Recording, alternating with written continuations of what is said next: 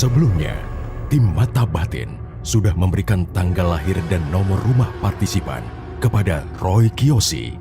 Dengan mata batinnya, Roy akan membaca berdasarkan angka yang kami berikan.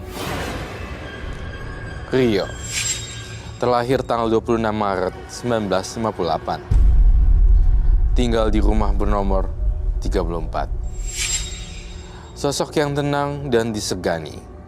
Namun perbuatan di masa lalunya membuat Rio menjadi sulit berpikir positif. Prasangka buruk selalu menghantui isi kepalanya. Saya melihat dia telah mengundang makhluk-makhluk halus yang kemudian mempengaruhi Rio.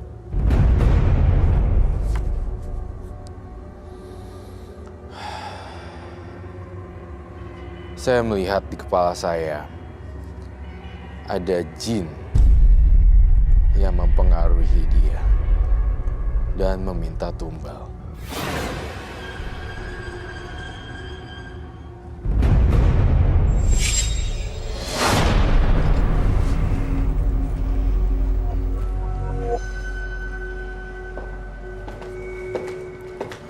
Selamat malam.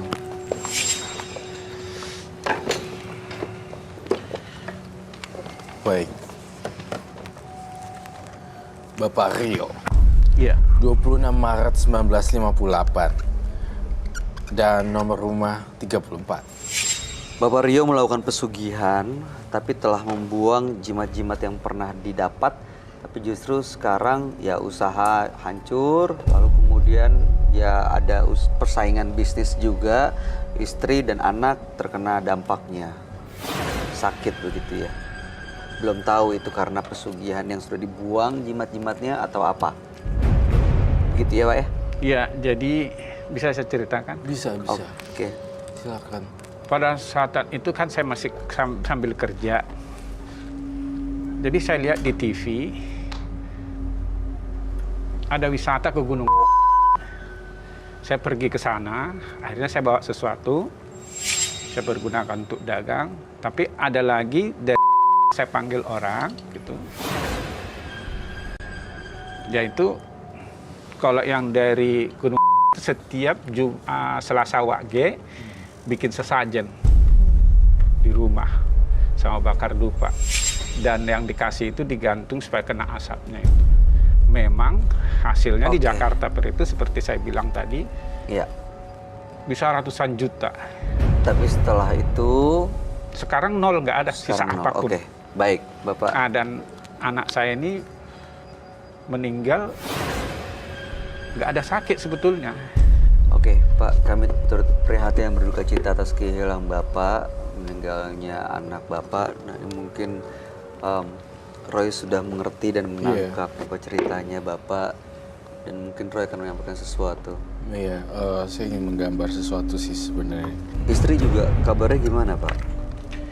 Ya, saya kan sakit, saya ke dokter.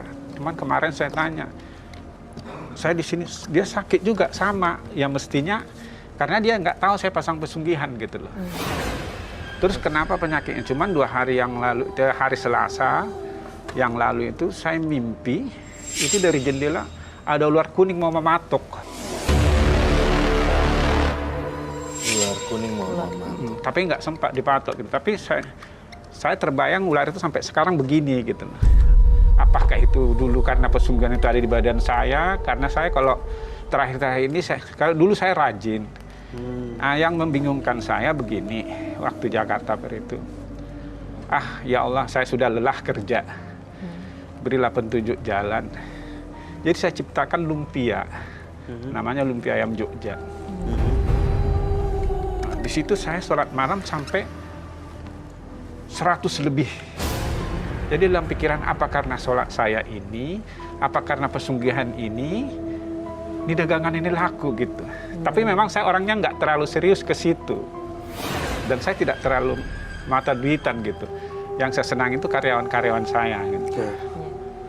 Iya. Nah, tapi yang saya lihat itu sekarang semua yang hasil dari Jakarta itu, tanah, motor, apa semua terjual. Nggak. Bahkan saya sekarang tidur di kardus gitu. Hah? Tidur di kardus? Di mana, Pak Rio? Di rumah. nggak punya apa-apa sama sekali. Kok gitu? Uang dari bank habis semua. Saya beli tanah ketipu. Jadi malah berbalik semua Nah keadaannya itu, ya. apakah karena kesalahan saya dulu-dulu? Walaupun ada kesalahan saya dulu-dulu, Pak Roy, Ya. nggak usah dibuka lah. Artinya biar Pak Roy Kiyoshi aja yang tahu gitu. Baik. Karena saya sebagai dosen malu. Bapak seorang dosen? Saya dosen. Wow. Hebat Pak, ya. tapi Bapak kan pakai nama samaran dan identitasnya dirahasiakan dengan masker. Jadi pada hari itu kan karena jadi dosen itu gaji kecil dan memang saya otodidak ada di bidang kuliner. Nah, jadi saya bikin ayam bakar itu enak, semua orang bilangnya sampai direksi bank itu nyari-nyari saya. Itu pakai pesugihan itu? Enggak. Jadi rame begitu lama-lama. Pas tanggal 4 Januari 2018 ini jam 12 malam saya orang jatuh.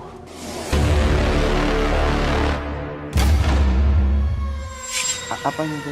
Saya tiba-tiba kayak ada apa gitu. Shhh, gitu. Saya jatuh. Di rumah? Enggak di tempat dagangan. Sejak itu sampai sekarang saya nggak bisa ngapa-ngapain. Itu apa yang datang, Pak? Nggak tahu apa kayak angin, tapi setelah itu katanya jantung. Terakhir ini bilang asam urat gitu. Jadi saya mau tahu apakah itu penyakit medis, apakah itu dampak dari, karena saya suka, ini maaf kata, mungkin orang-orang yang namanya dukun itu ada lebih 10 saya tanyain gitu. Dukun. Ada yang takutnya ada masih sisa di badan ini, tujuan saya bagaimana supaya badan saya ini bersih dari pengaruh-pengaruh dulu. Ada yang dikasih minum air, mandi kembang. Oh, Bapak jalanin semua ya? Udah jalanin. Iya. Tapi Kembang, minum air, terus? katanya diisi energi dari belakang gitu. Ya sebagai orang akademisi sebetulnya saya nggak terlalu percaya gitu. Tapi Bapak jalanin? Iya, yang seorang bilang, Pak, kalau buang barang-barang kayak gitu nggak sembarangan. Keris apa semua itu, saya buang aja ke kali gitu. Buang ke kali. Sama yang dari gunung itu saya buang ke kali semua. Ada, pokoknya yang berbentuk seperti itu, saya buang semua. Cuman yang menjadi pertanyaan saya, Pak Kiyoshi, apakah kematian anak angkat saya itu akibat sesuatu, apa karena persaingan dagang gitu? Betul sekali. Kematiannya memang kematiannya memang menjadi misteri dan memang benar kematiannya tidak wajar. Mario adalah orang yang baik loh sebenarnya, tapi dia itu benar-benar kejebak dalam situasi yang sangat sulit sekali. Mario sering dimimpiin hantu wanita ini. Iya. Kadang-kadang saya nggak sadar seperti gini. Tangan saya gini, kok saya kayak cewek? Tanpa saya sadar suka begini. Ini apa nih? Sampai saya bilang sama istri saya, kok aneh ya? Kok tiba-tiba saya suka begini, kayak cewek, saya bilang gitu. Iya. Nah, itu Baik, mengenai boleh. ular yang mau matok itu memang itu ada apa ilusi? Sebentar, apa ular kuningnya nanti dulu. Tapi kamu mau ngomong? Mau tanya, Pak, kan Bapak bilang sering mungkin bertingkah laku gitu kan, tiba-tiba kayak wanita gitu. Itu kan dari sisi Bapak. Kalau dari istri pernah nggak, mungkin istri kan yang mungkin bisa melihat, oh kok Papa misalnya tiba-tiba kok jadi begini, ada gerakan-gerakan, ya. perubahan. Enggak, justru saya ngasih tahu ke dia. Oh, oke. Oh, Dia oke. mah nggak memperhatikan. Cuman saya bingung, kalau lagi nonton TV, loh kok tangan saya begini? Gitu. Oke. Oke, Roy, baik. apa yang kamu lihat, Roy? Ini gambar kamu seorang perempuan merah-merah darah gitu. Darah dan kemudian nih usus-usus yang terburai terbang gitu dengan rambutnya, dan ini ususnya terburai gitu aja dari tenggorokan kemudian langsung masuk ke usus gitu, seperti itu. Dan menurut saya ini cukup menyeramkan sekali bahwa kalau menurut saya hal-hal kayak gini tuh serem banget gitu. Jadi Jadi ini kayak ininya putih gitu. Matanya putih semua ya. Matanya putih juga. Sebenarnya ini apa makhluknya? Ini adalah makhluk yang pernah Pak Rio sebenarnya berkunjung kemana-mana tapi tanpa disadari Pak Rio. Gitu. Ngikut dia. Ikut gitu. Dan kematian yang disebutkan tadi yang secara itu saya melihat dan menduga itu adalah kematian yang tidak wajar. Karena waktu dia dibawa di rumah sakit mau diinfus, loncat dia nggak mau. Saya mau pulang kampung aja gitu. Saya mau tanya nih, tadi pesaing bisnis Bapak, ya, itu kondisinya gimana dan Bapak apain? Sekarang nggak kelihatan dia. Bapak Udah waktu itu bangkrut. serang dia. Dan saya nggak tahu, cuman dia waktu dia jual, jadi saya jualan, saya di samping saya dia buka besar sekali gitu. Karena saya memang nggak terlalu besar jualannya, tapi karena saya udah punya pelanggan gitu kan. Terus ya akhirnya waktu itu saya udah feeling ke anak saya ini. Feelingnya itu karena saya lihat yang sebelah saya ini kayaknya gimana gitu. Feeling saya itu kenyataan. Jadi apa yang Bapak rasakan itu jadi beneran terjadi. Waktu itu apa Pak? Yang dirasain? Saya feelingnya itu ini akan terjadi sesuatu ini sama si makhluk ini, saya pikir gitu. Ma'ruf itu. Dan akhirnya benar. Benar. Nah, terus sekarang saya mau bikin bisnis itu selalu terhambat. Sampai saya curiga sama istri saya. Istri saya itu jangan-jangan ada punya ini sampai begitu gitu. Yalah, semuanya ini gara-gara Pak Rio sendiri. Pak Rio yang memulai, Pak Rio yang mengakhiri. Sebenarnya saya tertarik sekali mengundang makhluknya Pak Rio datang kemari. Butuh apa Roy untuk manggil sosok ini datang? Saya lihat dulu. Banyak banget ya. Kamu tapi Pak Rio pernah lihat makhluk yang saya gambarin ini? Enggak, cuman waktu di rumah yang lama itu sering ada bayangan gelap besar, tapi tidak berbentuk. Akhirnya kepala saya pindah tidur supaya jangan saya lihat gitu. Nah, yang di rumah sekarang itu sebetulnya ular itu apa sih? Apakah itu benar apa adanya apa gitu? Benar sih, benar apa adanya. Dan sosok gaib. Saya ngeliat tuh sosok gaib perempuan wanita loh. Di badan tubuh Pak Rio. Pak Rio dulu waktu masih mudanya saya nggak berani bongkar ya. Iya. Karena Pak Rio merequest saya untuk tidak mau membongkar. Tapi saya lihat kalau dibongkar ini, ya saya tahu sih ini adalah beberapa kenakalan dan penyimpangan. Tetapi ya sudahlah, kamu itu orang baik namun diikuti oleh sosok makhluk jahat gitu. Jadi Roy pengen berkomunikasi banget nih dengan makhluk gaib yang ada di sini. Ini makhluk ini selalu ngikutin Pak Rio. Iya, Pak Rio sendiri punya jimat tidak? Enggak sama sekali. Sama sekali enggak. Udah dibuang semua ya? Saya buang. Ada dulu dikasih orang, semua saya buang. Dan itu 2017 kalau enggak salah saya buang, apa 2016. Karena begini, saya benar apa enggak ini? Oke, jadi saya gitu. mungkin jadi barang-barangnya udah dibuang, tapi Roy itu kalau misalnya barang-barang itu mengundang energi atau makhluk-makhluk gaib, setelah barang-barang itu dulu dibuang, makhluk-makhluk itu masih tetap ada atau? Sebenarnya masih tetap ada, tapi mencari wadah-wadah baru. Enggak mengikuti saya itu.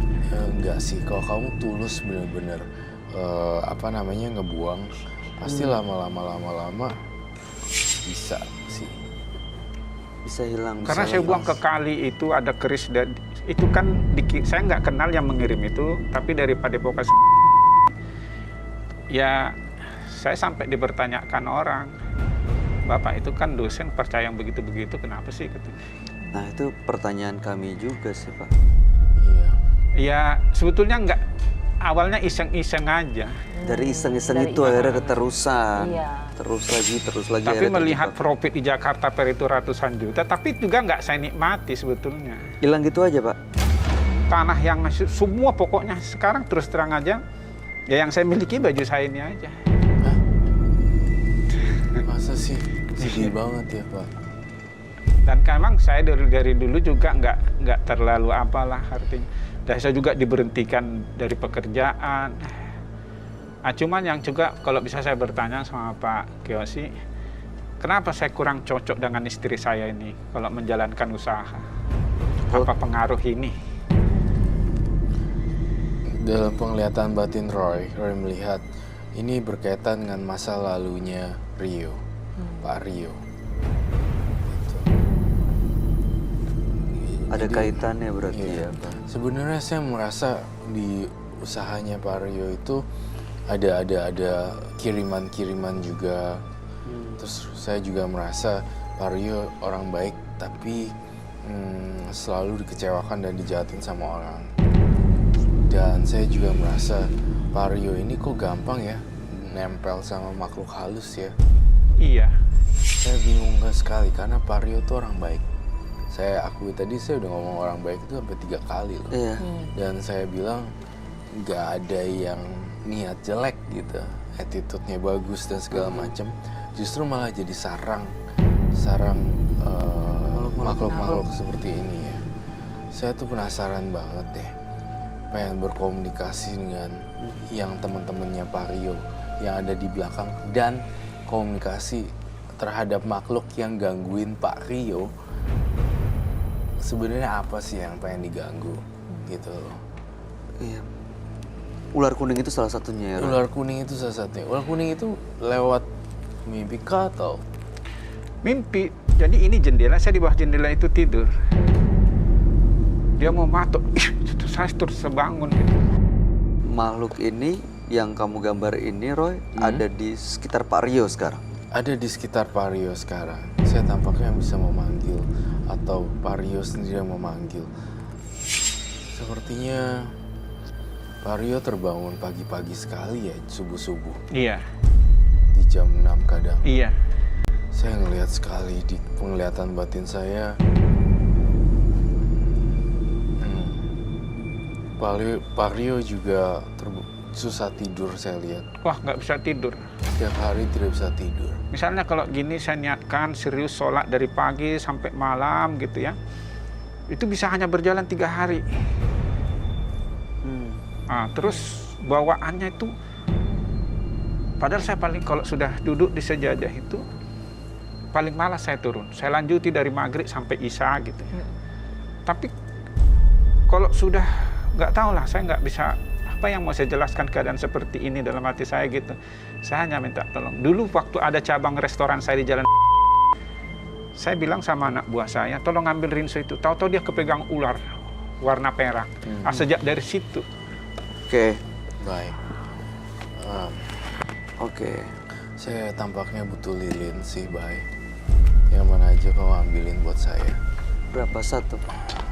3. Lalu gejala-gejala fenomena supranatural apalagi yang Pak Rio Rasakan. rasakan? Itu kegelisahan tidur itu yang tidak berkesudahan sehingga tidak bisa beraktivitas gitu. Nah, terus padahal kan ada waktu yang baik, ada kesempatan, saya udah bikin produk gitu ya. Semua orang bilang enak, nih bagus Pak. Tapi asal saya mau melangkah menjalankan usaha ini, ada aja sambatan. Yang sakit lah, yang saya bertengkar dengan istri saya. Tapi yang terakhir ini saya agak kecewa. Yang Kenapa? saya temuin sama orang, ada juga ya paranormal lah. Dia bilang sama saya, Bapak ini sudah nggak bisa lagi usahain yang terakhir. Terus dalam hati saya, kamu bukan Tuhan gitu. Saya nggak mau, saya tetap berusaha. Selama saya berusaha, ada jalannya Tuhan mengasihi saya. Oke, Tapi baik, kalau Pak. saya berhentikan, nggak gitu. Pak Rio, tahan dulu ceritanya. Lebih baik ya Roy akan coba untuk komunikasi dengan makhluk-makhluk yang nggak kelihatan ini ya Pak ya, untuk supaya kita tahu sebenarnya maunya apa, ada pesan apa yang ingin disampaikan. Baik, saya butuh singing bowl yang besar. Tampaknya Pak Rio, kamu jangan putus asa dulu ya. saya ngerasa masih ada cercah harapan di depan Pak Rio. Menurut ramalan saya Pak Rio, saya ngerasa Pak Rio sudah cukup melakukan hal-hal yang baik lah menurut saya. Walaupun nggak ada uang atau materi, tapi Roy lihat Pak Rio kadang diada-adain. Apakah itu betul? Maksudnya? Diada-adain untuk membantu orang lain.